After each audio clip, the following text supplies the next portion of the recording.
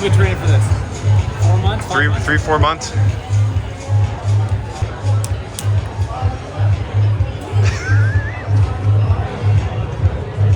Oh, I think we have the same number.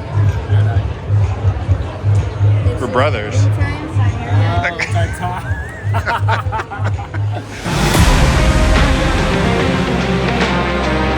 I'm ready to freaking go. Let's go, man.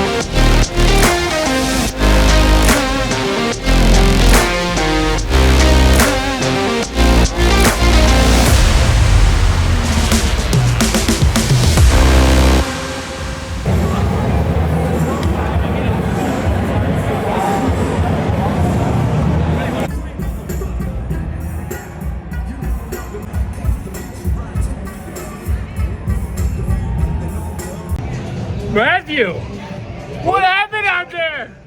A little off on the runs. I think we did well in the stations. By we, he means me. He means me. We're a team. Matt was literally at a 60% effort pace right there. You should have seen this guy. Farmer's carry, picks up 32 kilograms each hand, just decides to go on a light afternoon Sunday jog with this, does 150 meters. I take it 25, I'm toast. He takes it home. We get to the next station, lunges. Dog. Picks it up. Eating it. What did I literally did maybe 10% of the work. Matt was like, I'm gonna put the team on my back. Right here on my freaking back. Gets up there, just eating it. He said, East, you got any kick in there? I said, I don't think so, to be honest. But we had some kick. What was the official? 101, 50 something. So we're off about a minute. That makes us hungry to come back, do it again. A few more months of training. I think we got 57, 58 minute in our belt. Your boy needs to dial in nutrition, maybe get the run right a little bit, maybe stop cramping like I did, and maybe get a little more mentally tough. I'm not real sure. Or don't fly in day of, 4-hour flight. Don't go to the roulette table and just blow $400. Yeah. Blink of an eye. That was bad for morale. First under the belt though, I think we did a good job. I think we had a pretty good strategy. I think it's like the Mike Tyson quote where everybody has a plan until you get punched in the face. We probably got punched in the face in the first 30 seconds. Dude, we go out there. The guy who just won the E15, Dylan, Yeah. he's up there, partner Chandler Smith, CrossFit Games, freak athlete. Elite Fitness. We look him in the eye. We have a little standoff with him. Game of chicken. And I guess we back down first. But given our walk us through, like, because the sims we did was anywhere from 59 minutes to 1 hour and 11. Yeah. We trained on air runners. We trained at altitude. We didn't train together very much. No. It really kind of just pieces together the last couple of months with busy couple of months personally with family, work, things going on. I think a lot of people say once you do one, you learn a lot. I think we learned a lot. Definitely makes you hungry to do it again. I know, dude. That was a blast. But that was a lot of fun. I'm I excited. can see why people get addicted to it. The competition aspect is a blast. Yeah. And I think our strength were the workout stations. We crushed the ski. Yeah. He crushed the farmer's carry. Our strength was our teammate Matt Lombardi. Good freaking work. That was a real treat to do with you, bro. Same. Knox. Oh. Till next time, Vegas. Till next time. Till Miami. So just to recap how the race went in Vegas with Andrew, our total time was 101.52. Total running was 35.42. Workouts was 20.49. And our rock zone time was 5 minutes and 21 seconds. For our running, we averaged 4:28, which was a lot slower than we were anticipating. We're hoping to be more around that 4:05 mark. We were pretty happy with our workout stations. For the most part, up in the upper percentile for most of them. I think we finished in the top 2.2% on the workout station, so we're pretty happy with that. I think we could still find some improvements on them. One of our better stations was the sled pull, 249, and sandbag lunge with 215.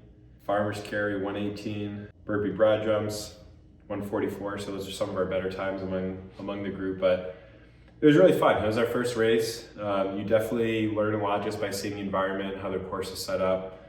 But I chatted with Andrew, and these are our top three takeaways. One really was just how important a few seconds can make, mostly when you stack that up throughout the course of the race. So it's not just a few seconds on one area, it's when you take seconds on transition times, managing your pace as you're entering and leaving the rock zone. I think if we were to do that again, one thing we talked about is I think definitely probably attacking the first like 50 to 100 meters once we leave a station and enter the first lap of the section that we're on. I think you can really shave off a couple seconds on your runs there. And again, that just accumulates over time. So you can probably grab 20, 30 seconds just by managing your pace at kind of the start and end. And then, you know, how you're taking breaks. I know a lot of people sometimes will push the half length, take a couple seconds, push.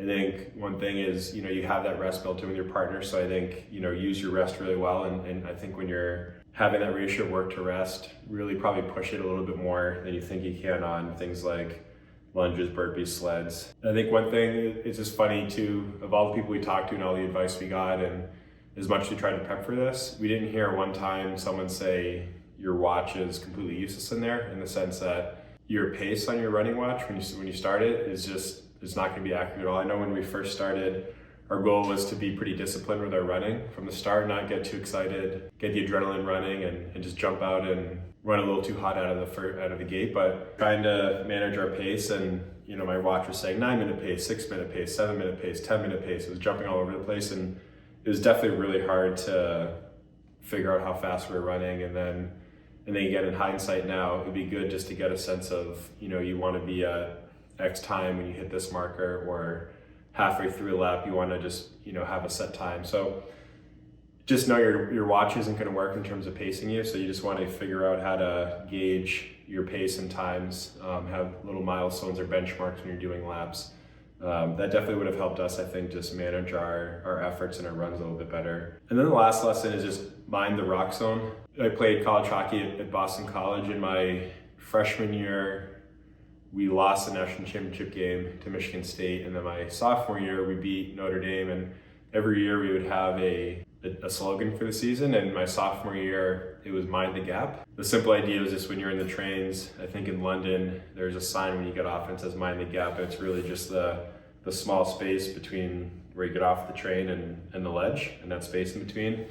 And the whole thought was really, you know, the year before we got almost all the way there, and just a couple small errors and mistakes cost us a national championship. And the idea the next year was to mind the gap, meaning mind the small things, what you're doing before practice, after practice, all the little extra things outside the rink. It's not just showing up and playing the game. I was thinking about that, just mind the rock zone. It's such a space and a time of the race where you definitely can either really hurt your race or really improve your race. You know, you can't go sprinting through the entire thing.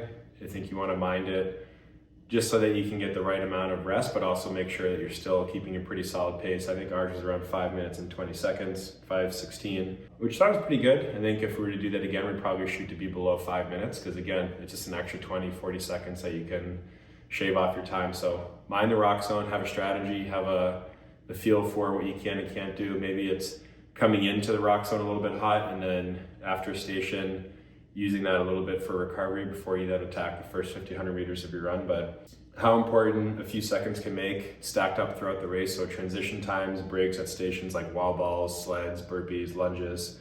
Get a system so that you can figure out your pacing and have some benchmarks as you're running your laps, and then mind the rock zone. Just understand and have a strategy for how you want to enter it and how you want to leave it, and mind that time in between stations and running. Again, overall, we're pretty happy with it. Again, we performed really well at the stations. Running was a little bit more challenging than we thought it was going to be. I think there's a lot of areas to improve there. Super fun for the next one. Again, have a solo coming up in a couple weeks in Houston. So that'll be fun. I feel like it'll be a whole different race, obviously, than doing doubles, but definitely helped getting my bearings and getting a sense of what the race is like. And these learnings will still be really important as I do a solo event too. So really excited about it, and I feel like it'll be the first of many.